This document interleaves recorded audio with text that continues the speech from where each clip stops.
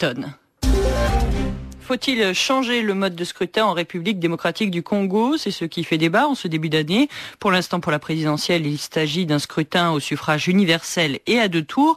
Mais la majorité présidentielle, puis ce lundi, le gouvernement se sont prononcés en faveur d'un scrutin à 1 tour.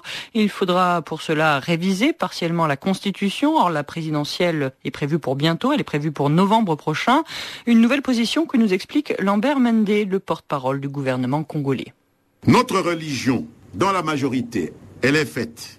Nous avons décidé de proposer à la représentation nationale le schéma d'une élection présidentielle au suffrage universel direct à 1 tour au lieu de 2 tours.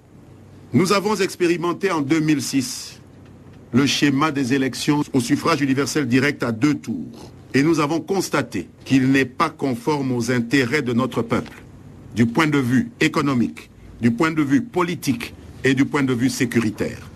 Le déroulement des élections sur le strict modèle occidental, au Kenya, en Guinée, en Côte d'Ivoire et même chez nous, a abouti à des affrontements à caractère non pas politique, mais identitaire.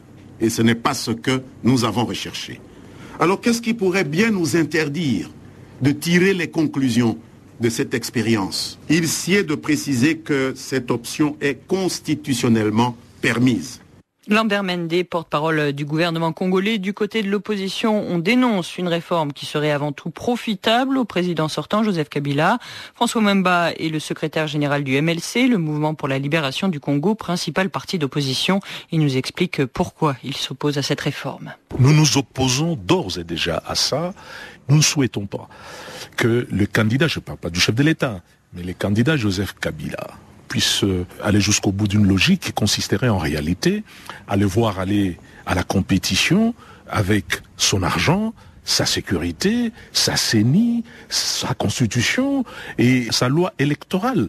Et donc nous ne cautionnerons jamais cela. Et au demeurant, lorsqu'on regarde la complexité à la fois interethnique et tribale dans notre pays, il est clair qu'un 2e tour est l'occasion qui est donnée aux Congolais de pouvoir se reconnaître dans un chef de l'État qui ne soit pas nécessairement issu d'une ethnie ou de l'autre. Donc c'est un moyen tout à fait intéressant d'un rassemblement autour d'une vision et non plus d'une en termes tribal. Notre dernier argument est de dire nous sommes déjà en 2011. On ne change pas la règle du jeu alors que la compétition a commencé.